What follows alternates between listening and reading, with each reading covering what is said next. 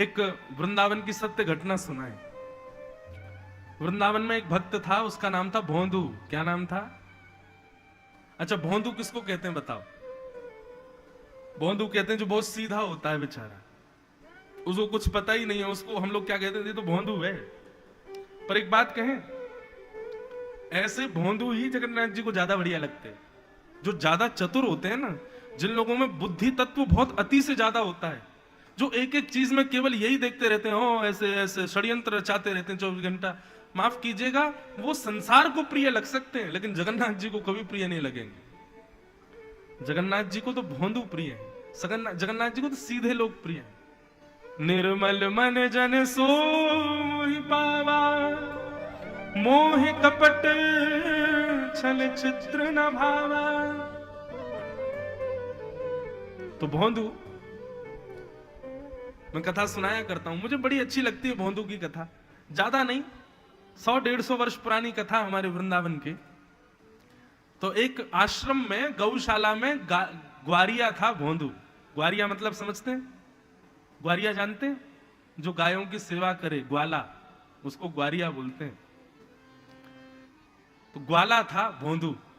उसका नाम तो कुछ और था, पर उसको सब लोग विद्यालय में प्रेम से भोंदू भोंदू बोलते थे। क्यों? इतना सीधा था, अगर उसको बोल दो, बोले भोंदू रात हो गई, और भले ही सुबह के 12 बज रहे हो, तो वो यही मान लेता रात ही हो गई होगी, सो जाता। पर उसका नियम था, वो गौशाला में गौ सेवा करता। शाम को 2 घंटे गुरुजी प्रवचन करते थे, और उस प्रवचन में सबसे पीछे बैठता और एक एक शब्द बड़े ध्यान से सुनता। गुरुजी जो कहते सब करता। गुरुजी कहते रात ब्रह्म मुहूर्त में भगवान को उठ करके प्रणाम करना चाहिए, तो उठ के प्रणाम करता।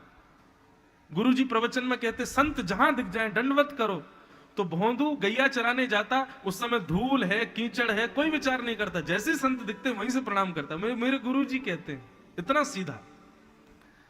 तो एक बार गुरुदेव कथा कर रहे थे, और कथा में भगवान के वन गमन लीला सुना रहे थे, गौचारण लीला सुना रहे थे।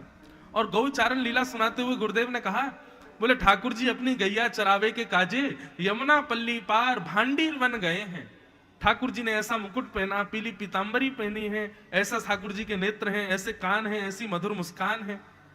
ठाकुर जी बांकी अदा से चल रहे हैं। अब भोंदू सुनते सुनते बोला, भांडीरवन? अरे भांडीरवन तो मैं भी जाता हूं गैया चराने, मुझे तो कभी दिखे नहीं राधारमण जी। तो उसको ये नहीं लगा कि राधारमण जी वहां आए नहीं होंगे, उसको लगा राधारमण जी तो आते होंगे, लेकिन मैं ही अभागा हूं, मैं ही पागल हूं, मैं ही उनको देख नहीं पाया। दूसरे दिन उसके मन में आया, बढ़िया हुआ गुरुजी ने आज बता दिया भांडीर वन में ठाकुर जी गैया चराते हैं, कल तो मैं ठाकुर जी से जरूर मिलूंगा। और दूसरे दिन भोंदू इसी भाव से गया गैया चराने के लिए। वन में जैसे ही पहुंचा, अब तो चारों ओर नजर घुमा घुमा के देखे ठाकुर जी आ रहे होंगे। गुरुजी ने बताया मोर मुकुट पहनते हैं, कानों में कुंडल पहनते हैं, गले में वैजंती माला पहनते हैं। सुंदर ठाकुर जी का स्मरण करने लगा। आ रहे होंगे, आ रहे होंगे। एक दिन निकल गया, 2 दिन, दूसरे दिन फिर गया, फिर ढूंढे, फिर नहीं मिले, तीसरे दिन फिर ढूंढे, फिर नहीं मिले। अब उसका इतना सीधापन, वो कभी वन में ढूंढे, कभी वृक्ष में ढूंढे। बोले ठाकुर जी आते हैं, गुरुजी झूठ नहीं बोलते प्रवचन में, उन्होंने भांडीर वन का नाम लिया है तो निश्चित भांडीर वन आते ही होंगे ठाकुर जी। अब ठाकुर जी कैसे रोक पाते स्वयं को? इतने भोलेपन से कोई ढूंढ रहा है उनको। और इतने में ही भोंदू बैठा कदम्ब वृक्ष के नीचे ढूंढ रहा था, श्याम सुंदर कहां है। गुरुजी बता रहे थे भांडीर वन आते हैं, ऐसे गैया चराते, मुझे तो दिख ही नहीं रहे। इतने में ही एक विशाल गौवंश आता हुआ दिखाई दिया, अद्भुत गौवंश, धूल उड़ रही है। और तभी गौवंश बीच में से थोड़ा सा अलग हुआ, तभी क्या देखा, श्याम वर्ण ठाकुर जी बांकी अदा से चलते हुए, पीतांबरी पहन करके, एक हस्त से वेणु अपने अधर पर धारण करके, सब गायों के ऊपर अपना हाथ भुजा फेरते हुए, चलते हुए मतमस्त चाल में भोंदू की तरफ चलते हुए आ रहे हैं। जैसे ही देखा, देख करके वो तो भाव विभोर हो गया। बरहा पीणम नडवर वपु कर्णयो कर्णकारम विभ्रदवासः कनक कपिसो वैजयन्तीं च मालां रन्ध्रान् वेणोऽधर सुधया पूरयन् गोपवृन्दै वृन्दारण्यं स्वपदरमणं प्राविशत् गीतकीर्ति। जैसा गुरुजी बताते हैं, कटाक्ष कमल जैसे नेत्र, सुंदर अधर, गोल गोल गाल, सांवला रूप, मोर मुकुट, कानों के कुंडल और कानों में भी कन्नेर के फूल ठाकुर जी ने ऐसे ऊपर लगा रखे हैं। ऊंची ऊंची धोती पहनी है, पैरों में सोने के कड़ूले पहने हैं, बाकी अदा से कभी इधर चल रहे हैं कभी उधर चल रहे हैं, इस प्रकार चाल चलते हुए आ रहे हैं। गैयाओं को रम्मा रहे हैं, गैयाओं के ऊपर हाथ फेर रहे हैं, बीच बीच में वेणु बजा रहे हैं। ये सारे स्वरूप उसको दिखाई दे रहे थे।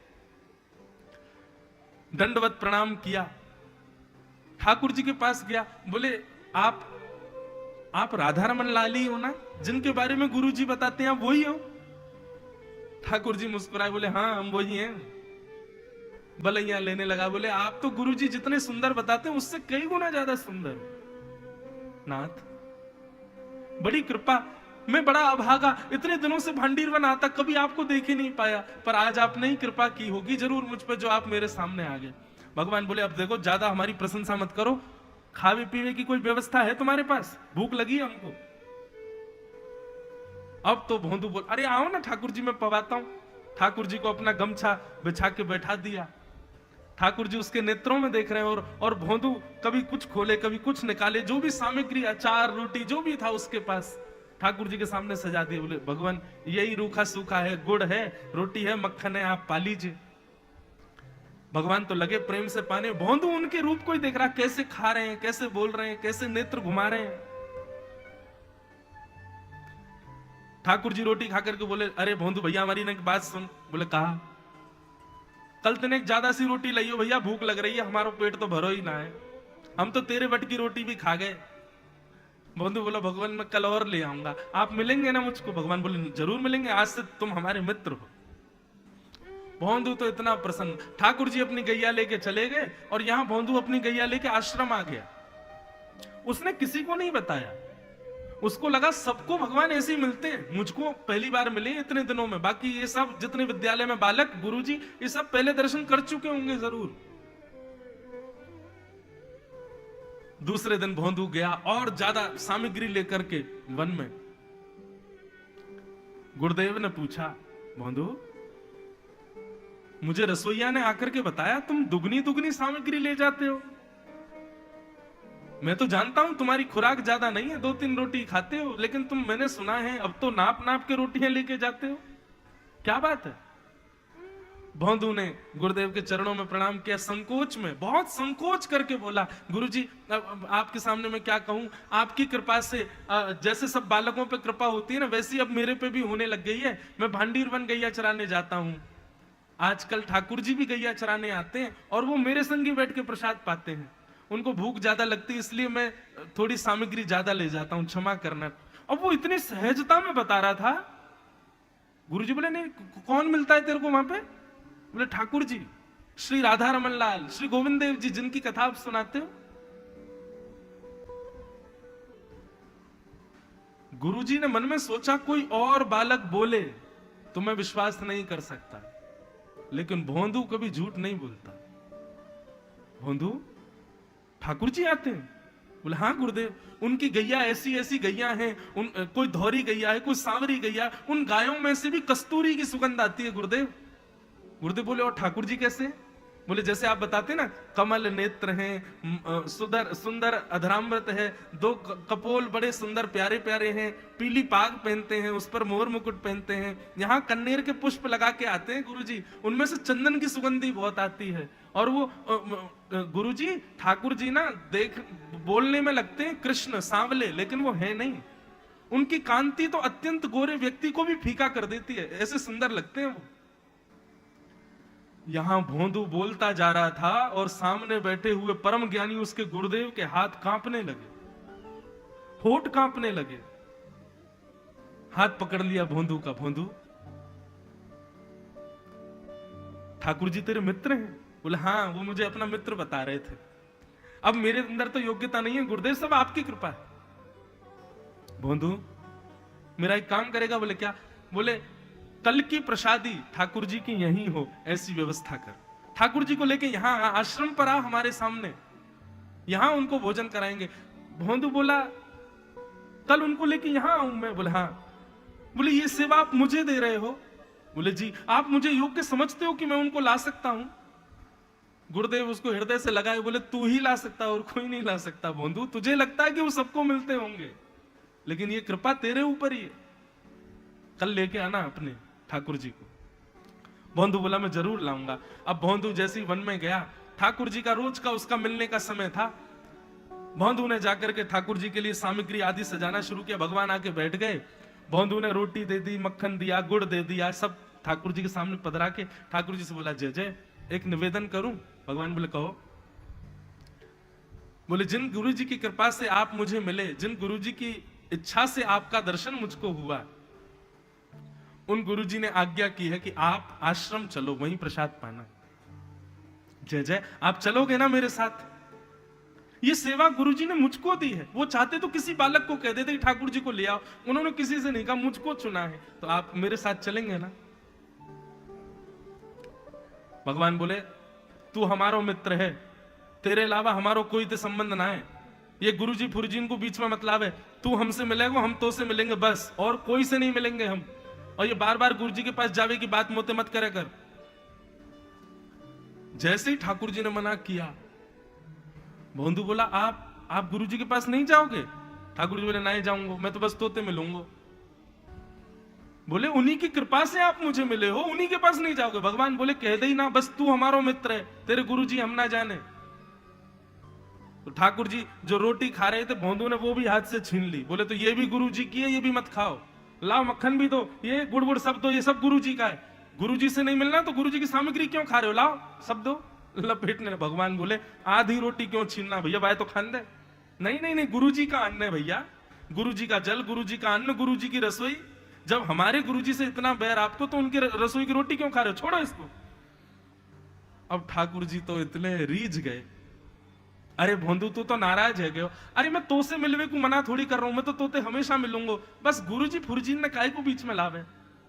भोंदू बोलो जो मेरे गुरुजी से मिलेगा मैं वही से मिलूंगा, चाहे वो भगवान हो चाहे परमात्मा। मेरे गुरुजी से संबंध नहीं तो मेरा भी उससे कोई संबंध नहीं। और पोटली बांध करके अपनी गाय सब इकट्ठी की और ठाकुर जी से अंतिम बार बोला, बोले अंतिम बार फिर पूछ रहा हूं, चलोगे मेरे गुरुजी के पास? ठाकुर जी बोले नहीं गए तो? बोले नहीं गए तो फिर आज के बाद मैं आपसे कभी नहीं मिलूंगा।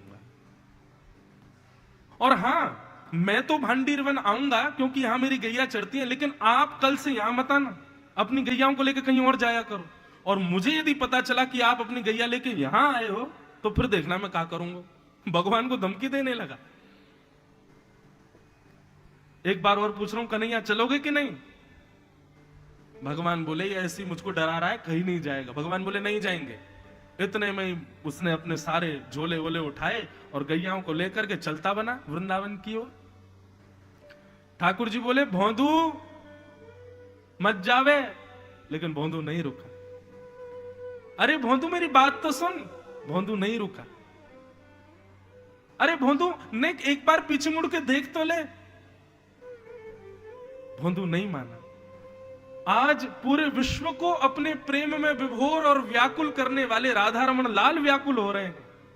मानो जैसे भोंदू चला गया तो उनका त्रिलोकी का साम्राज्य चला जाएगा क्या, ऐसी स्थिति हो गई ठाकुर जी की। और जैसे ही भोंदू दिखने में अदृश्य होने लगा, थोड़ा दूर पहुंचने लगा, व्याकुल हो गए श्री ठाकुर जी, नहीं रोक पाए स्वयं को, दौड़ करके गए और जाके भोंदू के पीछे कमर से जाकर के लिपट गए और लिपट करके बोले तू जहां ले जाएगा हम जाएंगे, लेकिन तू हमसे दूर मत जा, तू मुंह को छोड़ करके मत जा, तू जहां कहेगा मैं चलूंगा तेरे संग। और जैसे छोटे बालक अपने पिता के पीछे कंधे से लटक जाते हैं ना, ऐसे नन्हे से हमारे सांवरे सलोने श्री राधा रमन लाल भोंदू के कंधे से लटक गए और बोले ले चल अपने गुरुदेव के पास। यहां गुरुदेव अपने आश्रम में बैठे थे और इतने में ही देखा गौशाला में सब आश्रम की गाय आ रही हैं। गुरुदेव ने देखा भोंदू भी आ रहा होगा। जैसे ही आश्रम से बाहर निकल के मार्ग की ओर देखा, देख करके मूर्छित हो गए। गदगद तो बहुत दूर की बात, मूर्छित हो गए, बेहोश होकर गिर गए। क्या पाए कि समस्त गायों के बीच में भोंदू ठाकुर जी को अपने कंधे में लेकर के आया। और जब होश में आए, अपने अपने शिष्य भोंदू को हृदय से लगा लिया। बोले संपूर्ण वेद वेदांत उपनिषद पुराणों का ज्ञान मुझे है। मैंने घर छोड़ दिया, पत्नी बच्चे परिवार सब छोड़ दिए। इतना त्याग, इतना ज्ञान किसके लिए? कि भगवत प्राप्ति हो, लेकिन मुझे नहीं हो पाई। और तो तेरी सहजता ने, तेरी सरलता ने, केवल गुरु के वचनों के प्रति विश्वास ने राधारमण लाल जी को प्रकट कर दिया तेरे सामने। धन्य है भोंदू तू। और अपने हृदय से लगा करके ठाकुर जी का एक क्षण दर्शन किया, भगवान फिर वहां से प्रस्थान कर। इसलिए हम भले ही विकार अपने बच्चों को सिखाते हैं या अपने अंदर चतुराई ज्यादा लाते हैं कि भाई समाज में सीखना पड़ेगा चतुर होना, विकार युक्त होना, अच्छे बुरे की पहचान होना, ये आदि ये सब, परंतु इससे आप अपनी रक्षा स्वयं कर सकते हो। परंतु यदि आप विकार विमुक्त हो, सब में गुणी देखते हो, सबको अच्छा ही समझते हो, सबके प्रति अपनी चतुराई सामान्य रखते हो, तो निश्चित है आपकी रक्षा की जिम्मेवारी ठाकुर जी ले लेंगे। फिर ठाकुर जी को सरल सहजता प्रिय है, ज्यादा चतुराई उनको भाती नहीं।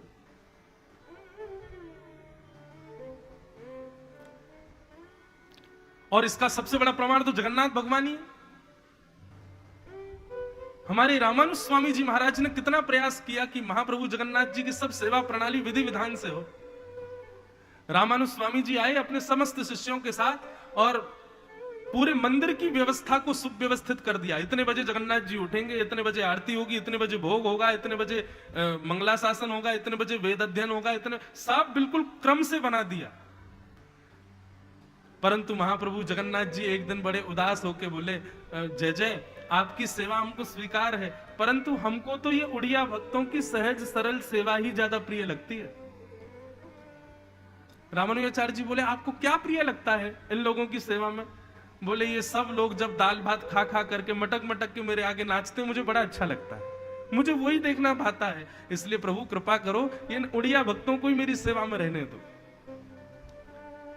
इसलिए भैया कभी जगन्नाथ मंदिर में जाओ और वहां के पंडा पुजारी यदि आपको उनकी स्थिति या उनकी बोलचाली या उनके व्यवहार से आपको लगे राम राम बताओ ये जगन्नाथ जी के पुजारी जी हैं, ऐसा कभी मत सोचना। ठाकुर जी को वो प्रिय हैं, इसलिए उन्होंने ठाकुर जी को स्वीकार किया, ऐसा नहीं, स्वयं जगन्नाथ जी ने उनको स्वीकार कर रखा है अपनी सेवा के लिए।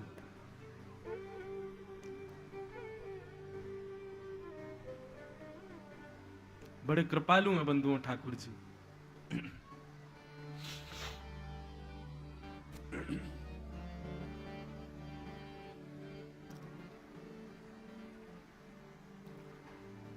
ध्रुव जी महाराज अपनी मां को प्रणाम करके, छोटी मां को साष्टांग करके वन की ओर प्रस्थान करने लगे। और तभी उनको श्री नारद जी महाराज मिले और नारद जी ने उनको 12 अक्षर मंत्र प्रदान किया। ओम नमो भगवते वासुदेव, नमो भगवते तुभ्यं वासुदेवाय धीमहि प्रद्युम्नाय अनिरुद्धाय नमः शंकर्षणाय च। ये मंत्र प्रदान किया और ध्रुव जी महाराज ने मधुवन में जाकर के ऐसी सुंदर तपस्या की। महाराज ध्रुव जी की तपस्या में विशेषता यह कि केवल 5 महीने में भगवान प्रकट हो गए। ऐसा क्या किया ध्रुव जी ने कि 5 महीने की भक्ति से प्रसन्न हो गए भगवान? तो किसी ने कहा, बोले राजा का बेटा है ना इसलिए भगवान प्रसन्न हो गए, ऐसी बात नहीं। किसी ने कहा छोटा बालक है ना इसलिए भगवान रीझ गए, ऐसी बात भी नहीं। वास्तविकता क्या है ध्रुव की भक्ति में, बहुत ध्यान से सुनना बंधु। ध्रुव जी ने केवल 5 महीने में भगवान को प्रकट कर लिया, परंतु ध्रुव जी की भक्ति कैसी है एक बार वो सुनो। ध्रुव जी मधुवन में गए और पहला 1 महीना उन्होंने कैसे भजन किया कि तेरा त्रांते कपिथ बदरासन। 3 रात्रि तक ध्रुव जी कुछ नहीं खाते और 3 रात्रि बाद केवल कपित्त फल खा करके भजन करते।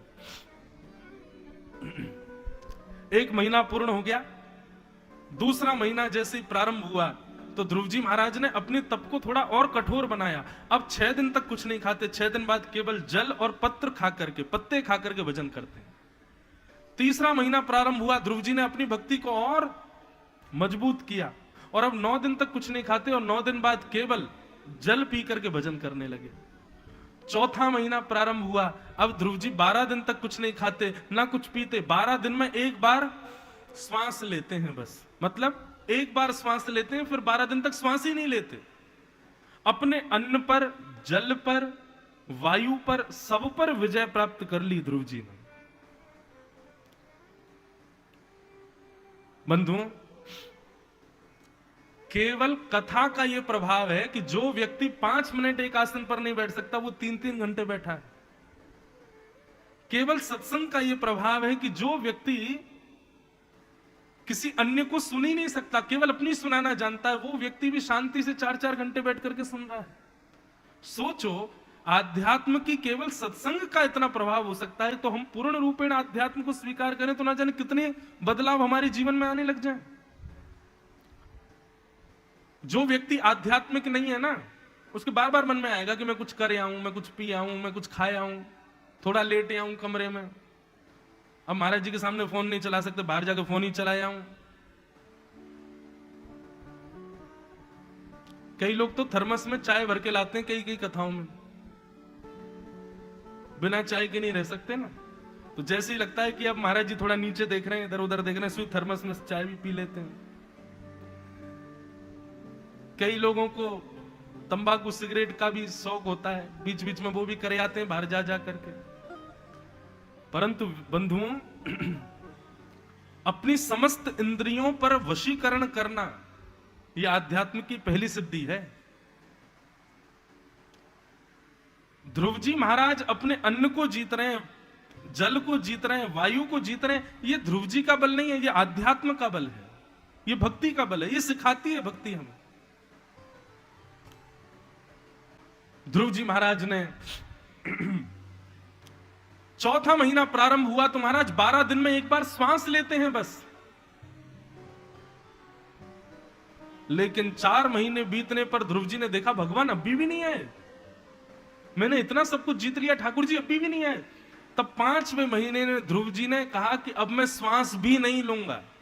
12 दिन, 9 दिन, 6 दिन सब क्रम बंद, और केवल एक बार श्वास लेकर के अपनी भुजाएं ऊपर करके और महाराज स्मरण करने लगे भगवान का। अब श्वास ही नहीं ले रहे हैं।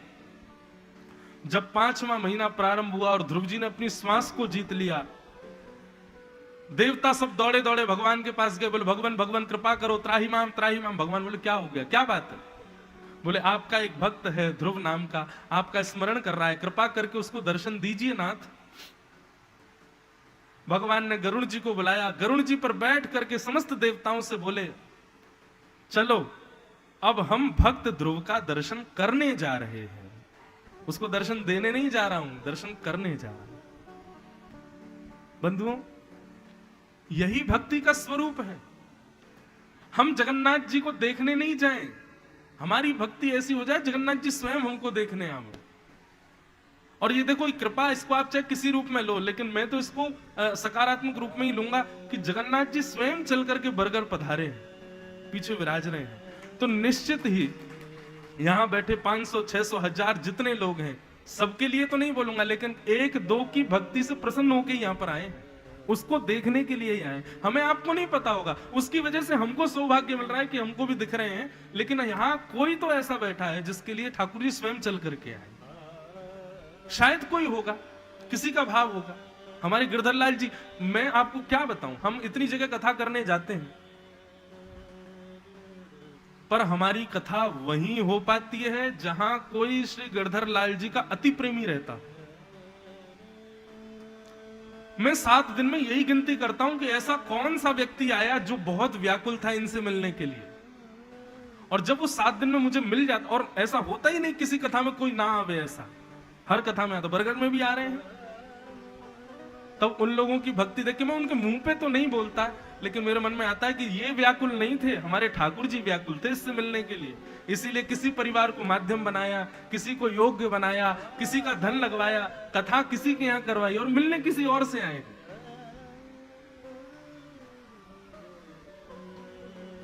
हमारी सामर्थ्य नहीं कि हम उनको देखने जाएं, वास्तव में वो ही हमको देखना चाहते हैं, इसीलिए अपने पास बुला लेते हैं।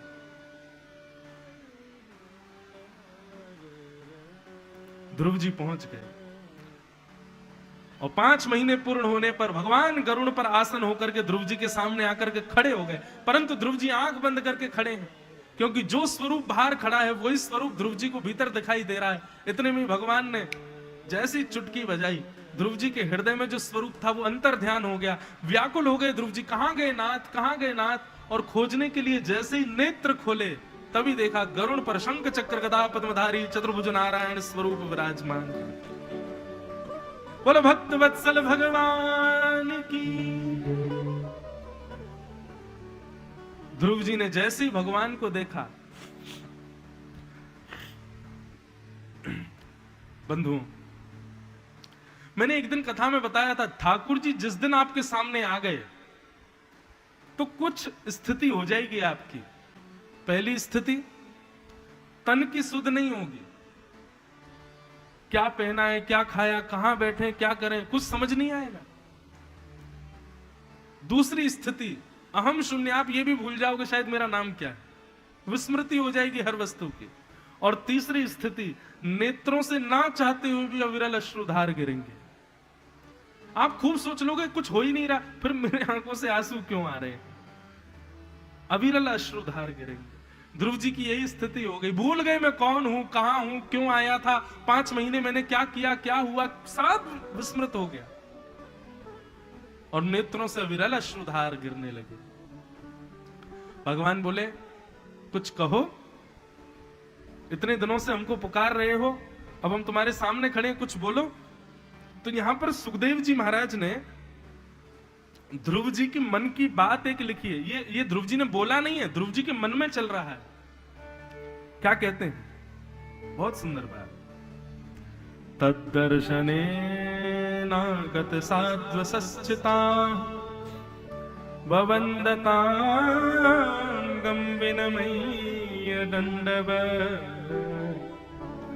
द्रग्भ्यां प्रपश्यन् प्रपिबर्निबार्भक चुम्बन्निवास्येन भुजैर्वाश्लिषन्। बहुत ध्यान से सुनो, इतनी सुंदर बात है। ध्रुव जी कह रहे हैं, सुखदेव जी कह रहे हैं, परीक्षित, ये प्रकट भाव नहीं है, ये अप्रकट भाव है। ध्रुव जी के मन में क्या आया, भगवान को पहली बार देखते ही ध्रुव जी के मन में क्या हुआ। तब सुखदेव जी कहते हैं, बोले ध्रुव जी के मन में ऐसी भावना हो रही है, बोले ये कितने प्यारे हैं, इनके गाल तो देखो कैसे गोल मटोल गुलाब जामुन जैसे गाल हैं ठाकुर जी से। अरे मेरे को कोई उठा के इनकी गोद में पहुंचा दे, मैं इनको अपने हाथों से ऐसे जकड़ के अपने हृदय से लगा लूं और इनके जो गोल गोल गाल हैं इनको अपने अधरों से स्पर्श करके और अपने दांतों से थोड़ा सा इनको काट लूं, इतने प्यारे लग रहे हैं ठाकुर जी। ये बात सुखदेव जी ने क्यों बताई? सुखदेव जी कह रहे हैं, परीक्षित सावधान, इस ध्रुव बालक की आयु केवल 4.5-5 वर्ष की है। 4.5-5 वर्ष का बालक सुंदरता, कुरूपता, स्त्री पुरुष, अच्छा बुरा ये सब नहीं जानता। परंतु ठाकुर जी को देख करके ध्रुव जी के मन में भी स्पष्ट शब्द है, चुम्बन निवास्येन भुजैर्निवाश्लिषन्। उनके मन में यह भाव आया कि मैं इनके गालों का अपने अधरों से स्पर्श कर लूं, अपनी भुजाओं में इनको लपेट लूं। ये बात इसलिए बता रहे हैं सुखदेव जी कि परीक्षित, जो लोग ब्रज की गोपियों पर प्रश्न उठाते हैं कि बताओ भगवान से प्रेम करती हैं, भगवान के संग रास विहार करती हैं, मीराबाई पर प्रश्न उठाते हैं, बताओ भगवान को अपना प्रियतम मानती है। भैया 4-4.5 वर्ष का बालक ध्रुव जब भगवान के प्रति ऐसी भावना रख सकता है कि मैं इनको गले से लगा लूं, इनके गालों को अपने अधरों से स्पर्श कर लूं, तो फिर ये भाव सबके हृदय में आता है ठाकुर जी को देख करके। ये अकेले गोपियों का भाव नहीं है, नन्हे से बालक में भी आ गया है। ध्रुव जी मन ही मन सोच रहे हैं, मुझे कोई इनकी गोद में बैठा दो, ले जाके मैं इनको जोड़ से पकड़ लूं, इनके गालों को काट जाऊं, इतने प्यारे लग रहे हैं। लेकिन मर्यादित हैं, मन में तो यही चल रहा है। तो भगवान ने ध्रुव जी को समीप बुलाया, बोले इधर आओ। ध्रुव जी जैसे ही पास गए, भगवान ने पस्पर्श बालम कृपया कपोलो, ठाकुर जी ने अपने शंख का स्पर्श ध्रुव जी के गाल से जैसे ही कराया, शंख का स्पर्श होते ही ध्रुव जी को ब्रह्म ज्ञान हो गया और ध्रुव जी ने हाथ जोड़ करके भगवान की स्तुति गाना प्रारंभ किया।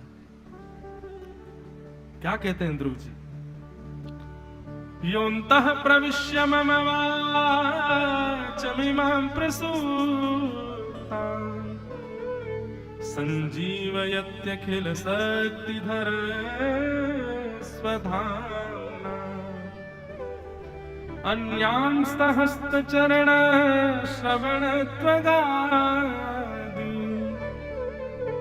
प्राणान्नमो भगवते पुरुषाय तुभ्यम्। ध्रुव जी महाराज अपनी स्तुति में कह रहे हैं कि भैया प्रत्येक मानव को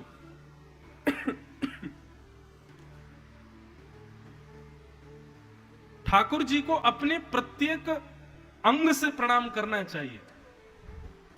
कानों से कथा सुने, नेत्रों से दर्शन करे, हाथों से करताल बजाए, पैरों से परिक्रमा करे, दंडवत करके अपने किसी भी अंग से ठाकुर जी की भक्ति न करे, ऐसा स्थिति नहीं होनी चाहिए।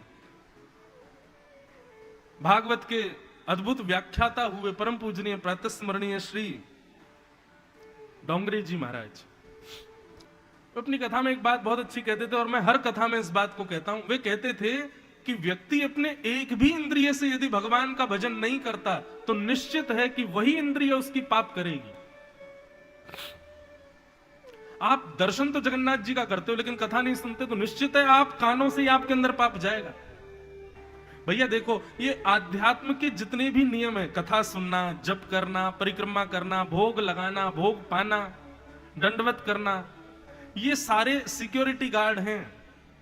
आंखों के सिक्योरिटी गार्ड दर्शन है, कानों के सिक्योरिटी गार्ड कथा है, हाथों के सिक्योरिटी गार्ड वो हैं जो आप बिल्कुल नहीं करते, कीर्तन में ताली बजाना, पैरों के सिक्योरिटी गार्ड प्रदक्षिणा, परिक्रमा, संपूर्ण तन का सिक्योरिटी गार्ड दंडवत प्रणाम। एक गेट पर भी सिक्योरिटी गार्ड नहीं होगा तो वहीं से चोर आ जाएगा भीतर। आंखों से जगन्नाथ जी को देखना तो बड़ा अच्छा लगता है, जीभ से महाप्रसाद पाना तो बहुत अच्छा लगता है, लेकिन कोई कहे कथा सुन लो, कथा बता मत सुनो, हम सो जाएंगे, क्या फायदा। अच्छा, एक जगह मेरी कथा हुई बंगाल में। अब तो वो बहुत अच्छे श्रोता हैं, पहले से ही अच्छे हैं, वो मेरी हर कथा सुनते, ये भी सुन ही रहे होंगे।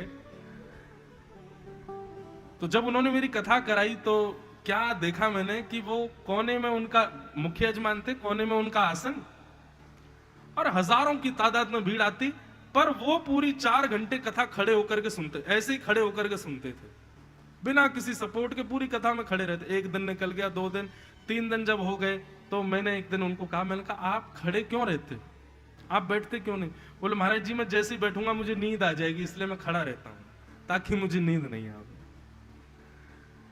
पर 7 दिन खड़े होकर के कथा सुनी तो उनका ऊपर यह प्रभाव हुआ, अब वो मेरी कई कथाओं में भी आते हैं, अब वो बैठ के कथा सुनते हैं, अब उनको नींद नहीं आती।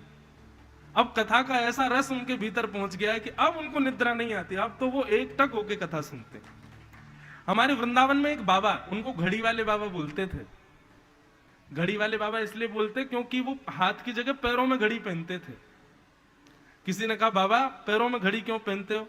बोले भाई ये काल है और काल दौड़ रहा है, इसलिए काल दौड़ रहा है, कब अंत हो जाए कब रुक जाए हमको क्या पता, इसलिए मैंने पैरों में बांध रखा। हे चरण, हे मेरे पैरों, इस काल को पहचानो और सदा वहां जाना जहां श्याम सुंदर विराजे हो, ताकि ये पैर मुझे सदा वहीं लेके जाएं जहां कन्हैया बैठे हो। इसलिए मैं काल अपने पैरों में बांधता हूं ताकि जब अंत हो उससे पहले मुझे ठाकुर जी। उनका एक और नियम था, वो बाबा जहां बैठते थे और जहां सोते थे वहां गद्दों में उन्होंने कंकड़ भर रखे थे भीतर, मतलब उनके आसन पर और कोई बैठ नहीं सकता था।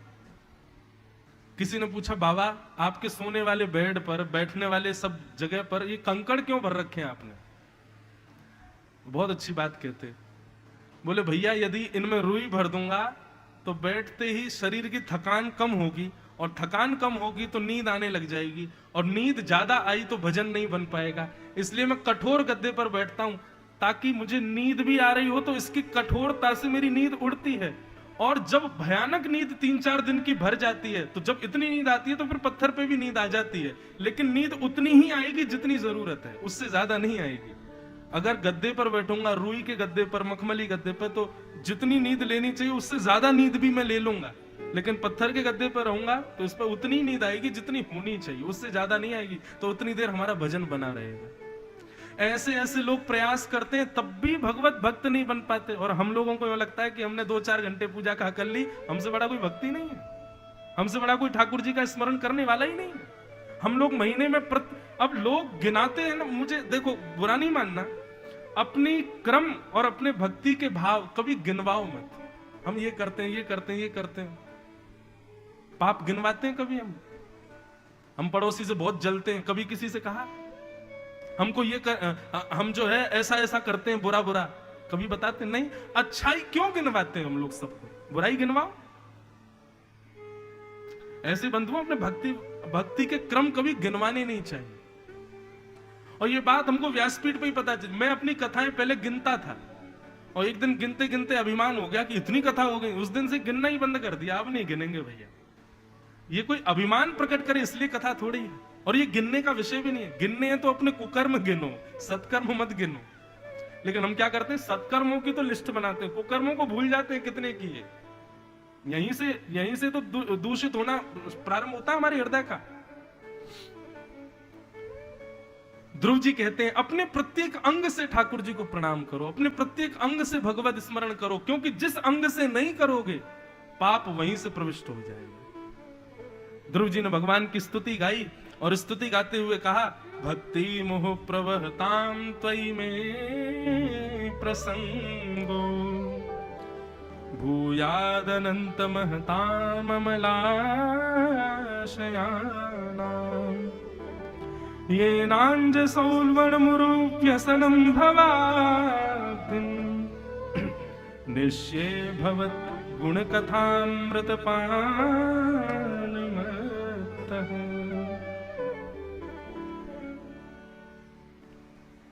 ध्रुव जी ने भगवान की स्तुति गाई और कहा, नाथ एक एडिक्शन मुझको लगा दीजिए, एक व्यसन, एक लत मेरे अंदर लग जाए, ऐसी कृपा करो। व्यसनम भवाब्धिम स्पष्ट लिखा है, मुझे एक व्यसन लग जाए। कैसा व्यसन? व्यसन किसको कहते हैं बंधु? सब जानते हो। किसी को इसका व्यसन होता है, किसी को इसका व्यसन होता है, किसी को अन्य अन्य व्यसन होते हैं, सबके व्यसन अलग अलग है। लेकिन ध्रुव जी कह रहे हैं मुझे व्यसन हो जाए, ऐसी कृपा करो। भगवान बोले कैसा व्यसन चाहिए? बोले नेश्ये गुण कथामृतपान मत्त। आपकी जहां कहीं भी कथा हो रही हो वहां जाने का, उसमें बैठने का और सुनकर के भाव विभोर होने का व्यसन मुझको हो जाए। नाथ ऐसी कृपा मुझ पर कर दो। जिस प्रकार व्यक्ति अपने व्यसनों के बिना नहीं रह पाता, ऐसे ही मैं आपकी कथा के बिना ना रह पाऊं, ऐसी कृपा मुझ पर कर दो नाथ। इस प्रकार भगवान से प्रार्थना करने लगे। भगवान ने उनको आज्ञा दी, ठीक है ध्रुव, ऐसा ही होगा। और श्री ध्रुव जी महाराज भगवान को प्रणाम करने लगे। भगवान बोले, अब ध्रुव हमारी बात सुनो, तुमको 36,000 वर्ष तक अब पृथ्वी पर राज्य करना है। ध्रुव जी बोले, भगवान ये श्राप मत देखे जाइए, मुझे आपका दर्शन कर लिया, अब मैं 36,000 वर्ष तक क्या करूंगा इस पृथ्वी पर? बोले नहीं, तुम आए थे पिता की राज्य गद्दी पर बैठने के लिए, तो जाओ अब तुम 36,000 वर्ष के लिए राजा बन जाओ। ध्रुव जी बोले, नाथ आपकी याद आएगी तो हम क्या करें? भगवान बोले, अपने नेत्रों में हमको बसा लो, जब तुम्हारा इच्छा हो तब हमको देखना। बसो मेरे नयनन में नंदलाल। हमारे नेत्रों में बंधुओं एक सामर्थ्य है, एक शक्ति है कि जिसके प्रति हमारे चित्त वृत्ति हो उसको वो एज इट इज कैप्चर कर लेते हैं, और जब आप चाहो तब आपको दिखा सकते हैं। ये सामर्थ्य है। परंतु हमने सांसारिक विषयों के अलावा कभी इन नेत्रों से किसी को कैप्चर किया ही नहीं।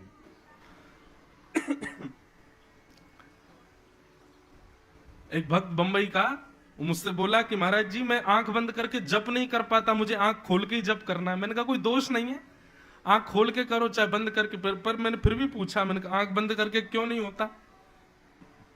बोले महाराज जी मैं नेत्र बंद करता हूं तो 15-16 सेकंड बाद मुझे अप्सराएं दिखाई देती हैं। मैंने कहा जब नहीं तो आंख खोल के करो तुम तो।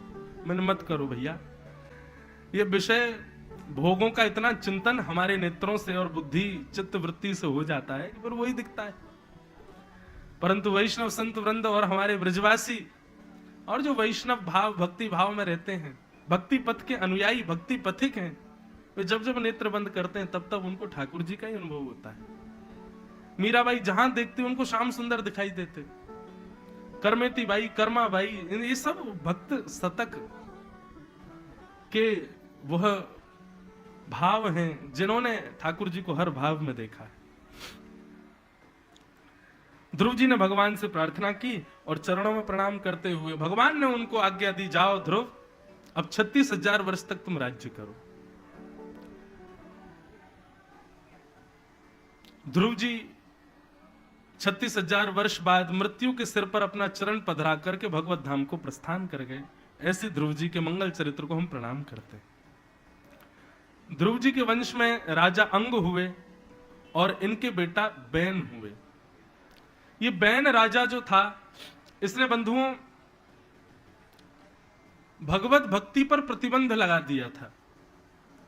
अपनी पूजा, अपनी सेवा, अपना यज्ञ आदि करवाने लगा,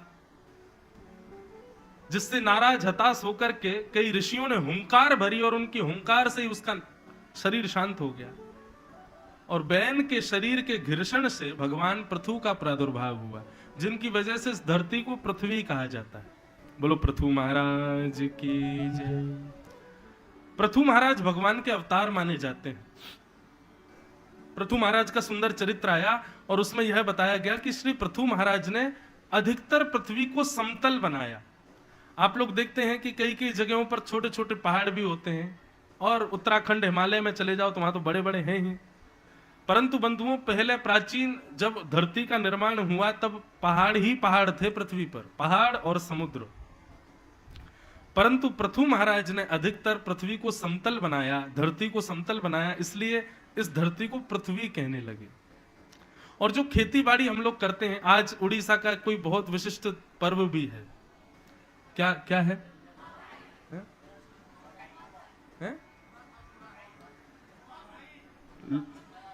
अब हम कुछ बोल दें कुछ गलत नहीं निकले, इसलिए आपको सबको पता ही है। तो वो भी किसानों की प्रमुखता की वजह से उस उत्सव को करते हैं। आज नवीन अन्न नुआ खाई है। वाह, आ गए भैया याद। नुआ खाई ना, आप मत बोला करो, नुआ खाई। हमारे एक पंडित जी हैं, वो उल्टा ही बोलते हैं, वो खाई नुआ बोल रहे थे। तो ये जो हमारे यहाँ खेती बाड़ी करने की जो प्रथा है ना, इसका भी प्रारंभ श्री पृथु महाराज ने किया।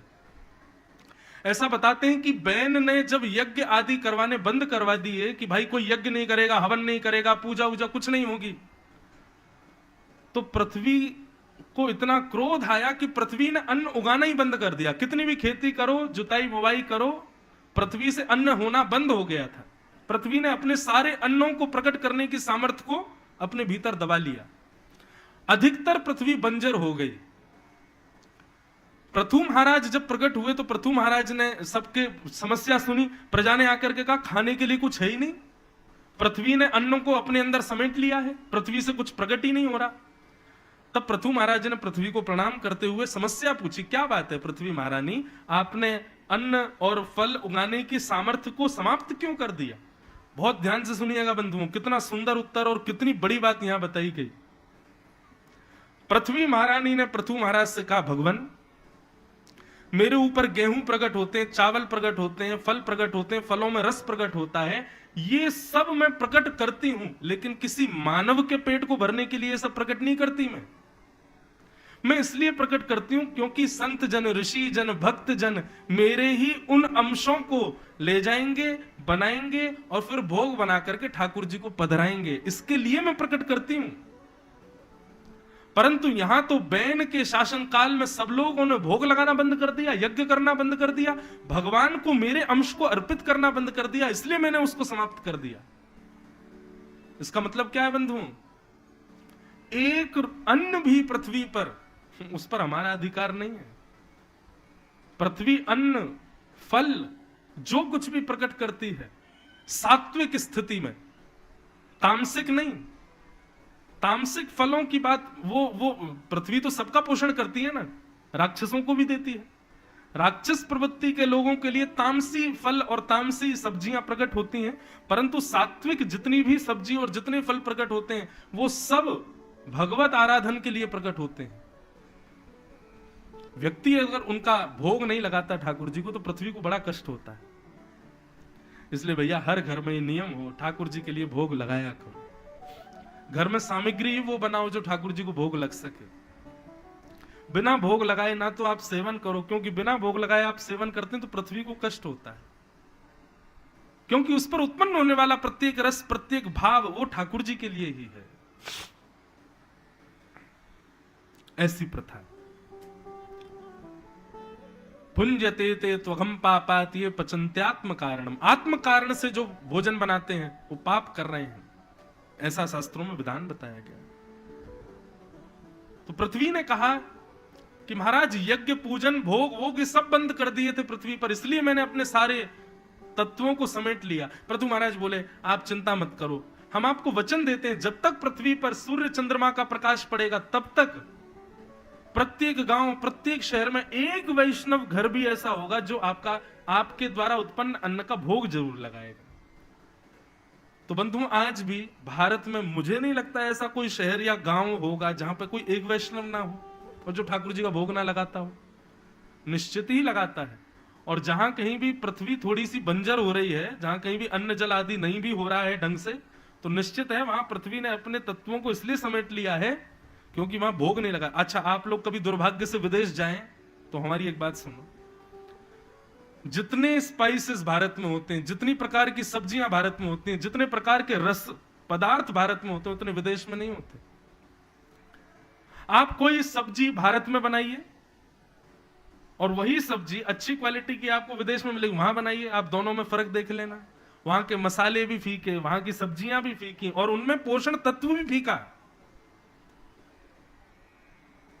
हमारे तो जब हम विदेश जाते हैं, हमारे लाल जी भी जाते हैं, तो मेरा नियम है विदेश से आते ही ठाकुर जी का 56 भोग लगाता हूं घर पे। क्यों? ठाकुर जी को भूख लग जाती है, विदेश का स्वाद ही नहीं आता भोजन में, अच्छा ही नहीं लगता खाने में। टमाटर भी ऐसे फीके से, मिर्च तो ऐसी महाराज की छोटे छोटे बच्चे खा जाएं उसको ककड़ी की तरह, मिर्ची नहीं होती। और हमारे भारत में एक वो छोटी वाली मिर्च आती है, एक लंका मिर्च है, हाँ, और जगन्नाथपुरी में भी एक छोटी मिर्च आती है, वो आपने खा ली तो महाराज दुनिया का ऐसा कोई छेना पोड़ा नहीं जो आपकी उस मिर्च के धुएं को मिटा सके। तो ये पोषक तत्व जो सब्जियों में, ये केवल भारत में ही क्यों है? क्योंकि भारत में आज भी भोग लगता है ठाकुर जी का। भारत में आज भी अन्न और पृथ्वी से उत्पन्न होने वाले फलों को भगवत निवेदित किया जाता है, इसलिए पृथ्वी उनमें और तत्वों को समेट करके भेजती है कि श्री जगन्नाथ जी भोग लगाएंगे, राधा रमन लाल भोग लगाएंगे, द्वारिकाधीश भोग लगाएंगे, बद्रीनाथ भगवान का भोग लगेगा। विदेशों में ठाकुर जी का भोग ही नहीं लगता, इसलिए वहां के रस तत्वों को देख लीजिए, वहां के फलों में तत्व नहीं है। भारत जैसा आम पूरे दुनिया में नहीं, भारत जैसे सेब पूरी दुनिया में नहीं, भारत जैसे फल पूरी दुनिया में, सब्जियां है ही नहीं। और इसका विशेष कारण साइंटिफिक लोग कुछ भी निकाले, हमारा तो यही है कि जैसे प्रियतम को अच्छा लगे, पत्नी अच्छा भोजन बनाती है, मसाले बढ़िया डालती है, सब कुछ बढ़िया करती है, ऐसी ये पृथ्वी भगवान की पत्नी है। जगन्नाथ जी को भोग लगेगा, पृथ्वी पर भारत में इतने सारे देवालय, सब जगह भोग लगेगा। इसलिए अपने ठाकुर को प्रसन्न करने के लिए यहाँ उत्पन्न होने वाले जितने भी सब्जियां हैं, जितने भी तत्व हैं, चावल गेहूं आदि, वो सब रसयुक्त पोषक युक्त होते हैं, क्योंकि प्रियतमा अपने प्रियतम को निवेदित कर रही है। पृथ्वी प्रियतमा है और प्रियतम जगन्नाथ है। बर्गर में नाना करते हुए भी 1000 परिवार तो ऐसे होंगे जहां पर भोग लगता होगा। इसलिए यहां पर भी अन्न हो रहा है, यहां पर भी सब प्रकट हो रहा है। तो ये भाव है। तो पृथु महाराज ने पृथ्वी पर ये खेती बाड़ी वगैरह पुनः प्रारंभ कराई। और फिर पृथु महाराज ने सब पृथ्वी को व्यवस्थित करके अपने आत्म कल्याण के लिए 100 अश्वमेध यज्ञ किए। परंतु 99 यज्ञ होते ही 100वां अश्वमेध यज्ञ जैसे ही प्रारंभ होता, इंद्र घोड़े चुरा करके भाग जाते। अश्वमेध यज्ञ में बंधुओं घोड़े छोड़े जाते हैं वन में, हर यज्ञ में। तो 100वां यज्ञ पूरा होने से पहले इंद्र आकर के घोड़े चुरा लेता। बंधु, अश्वमेध यज्ञ से क्या होता है? 100 अश्वमेध यज्ञ जो व्यक्ति अपने जीवन में कर लेगा, मृत्यु के पश्चात जब कभी भी पृथ्वी का प्रलय होगा, प्रलय के बाद में जब पुनः देव स्थापित होंगे तो उसको इंद्र की पदवी मिलेगी, जो 100 अश्वमेध यज्ञ कर लेगा। हम जो पुण्य करते हैं ना, हमने ब्राह्मण भोजन कराए, हमने कई आश्रम में पंखे लगवाए, कई संतों की सेवा करी, कई कमरे बनवाए, किसी परोपकार किया, असहाय लोगों की, ये सारे पुण्य जो इकट्ठे होते हैं ना, इन पुण्यों के बदले या तो हमको स्वर्ग मिलता है, और या फिर हमारे पुण्य बहुत ज्यादा यदि हो जाते हैं तो हमको देव योनि प्राप्त, देवलोक प्राप्त होता है, किसी देवता की पदवी मिलेगी। जैसे प्रधानमंत्री, ये एक पद है, और उस पर बैठने वाले चाहे मनमोहन सिंह हो चाहे नरेंद्र मोदी हो, उनको कहलाया जाएगा प्रधानमंत्री। ऐसी देवता 33 करोड़, ये पदवियां हैं। इंद्र हो गए, सूर्य हो गए, चंद्र हो गए, वरुण हो गए, ये सब पदवियां हैं, और व्यक्ति पुण्य के प्रभाव से इन पदवियों को प्राप्त कर सकता है,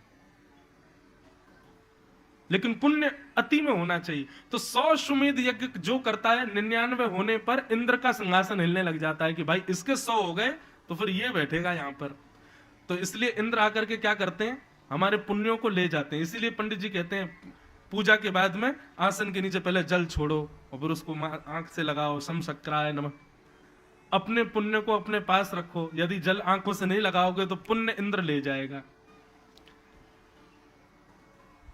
हमारे पुण्य बढ़ते हैं, उसी से स्वर्ग मिलता है। लेकिन एक बात बोले, भक्तों को पुण्य की कामना नहीं, भक्त पुण्य नहीं मांगते। भक्तों का स्वभाव कैसा, वैष्णव का स्वभाव कैसा, कि कायेन वाचा मनसेन्द्रियैर्वा बुद्ध्यात्मना अनुषित स्वभावा क्रोधाग्निदग्धा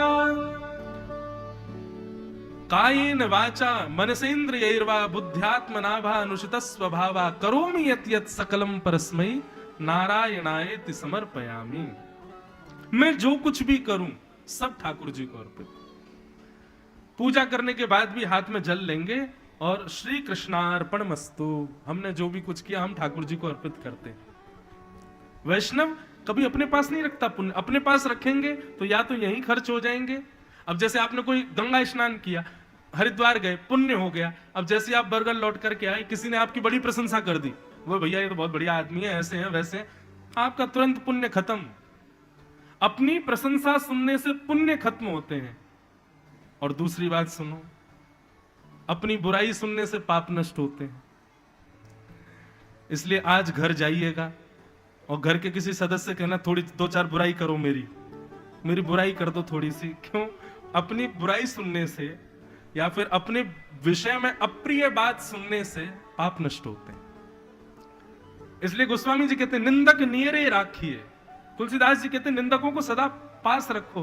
क्यों? वो आपकी बुराई करते रहेंगे, कमियां बताते रहेंगे, चलती फिरती गंगा है, आपके पाप नष्ट होते रहेंगे। और ज्यादा प्रशंसा सुनोगे उससे पुण्य नष्ट हो जाएंगे।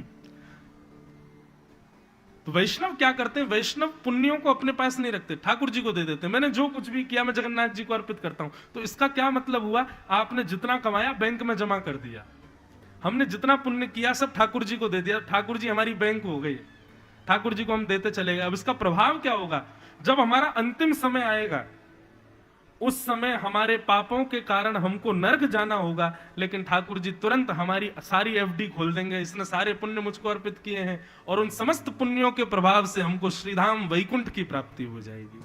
इसलिए वैष्णव पुण्य करते हैं, कुछ भी सत्कर्म करते हैं, ठाकुर जी को अर्पित करते हैं। नारायणायति समर्पयामि, कृष्णार्पणमस्तु।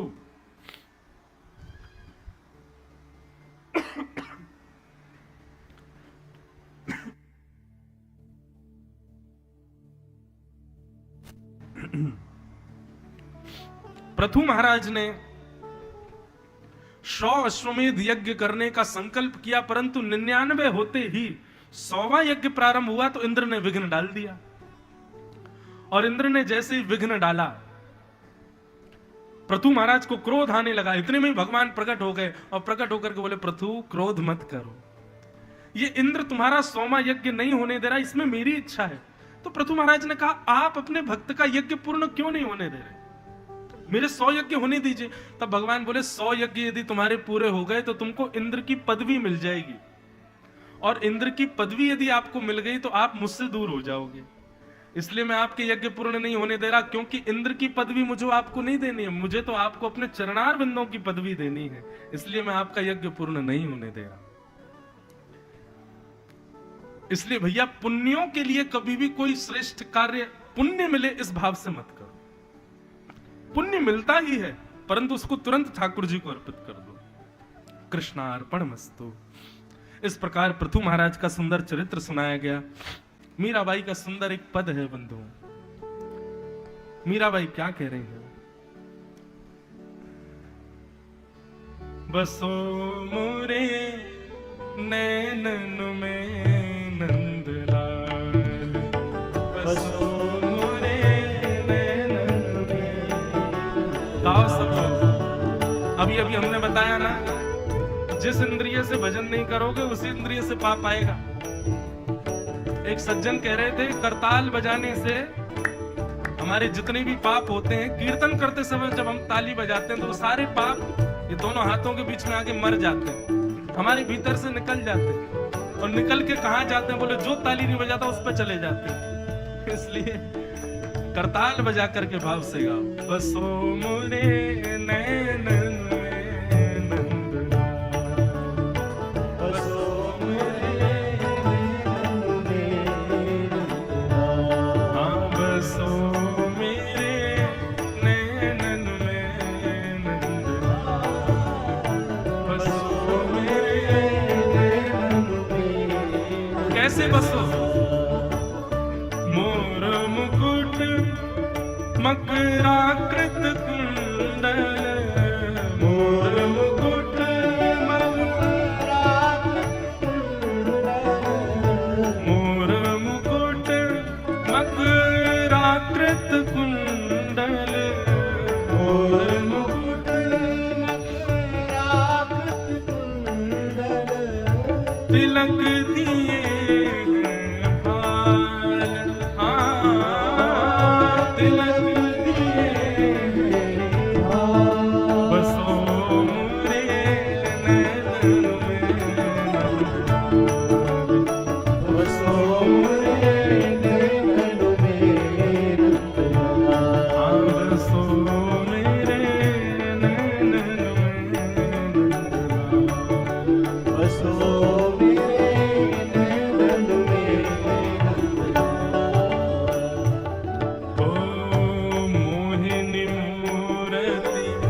सांवरी सूरती नैना बने विशाल, मोहनी मूरति सांवरी सूरती नैना बने विशाल, अधर सुधारस मुरली राजत, अधर सुधारस अधर सुधारस मुरली राजत, अधर सुधारस मुरली राजत, पूर्वे जलती माल हो, पूर्वे जलती माल, बसो मेरे नैनन में नंदलाल, बसो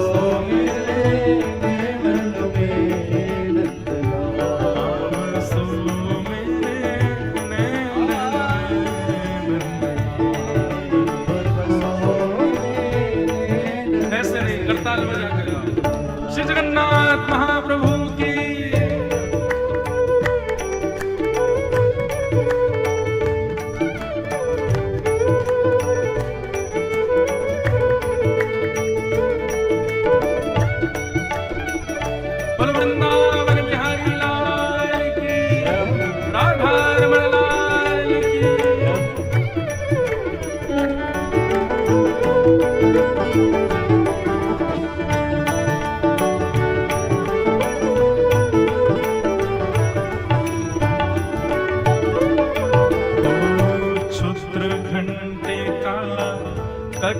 तट शोभित नूपुर शब्द रसा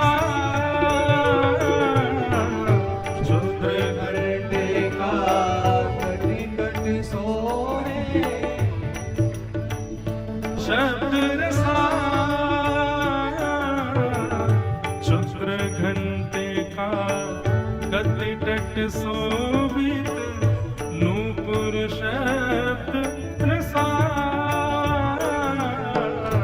शुभ्र घंटे का कटी कट सोहे नूपुर शब्द रसा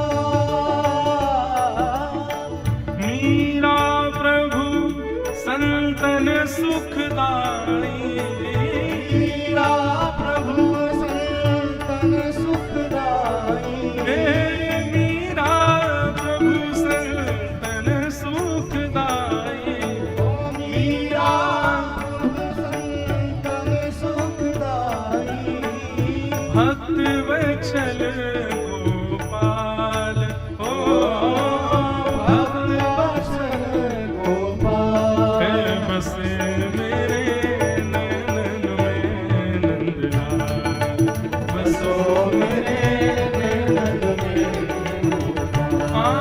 बसो मोरे नैनन में ओ बसो मेरे नैनन में मोर मुकुट मकराकृत कुंडल और मुकुट मकराकृत कुंडल तिलक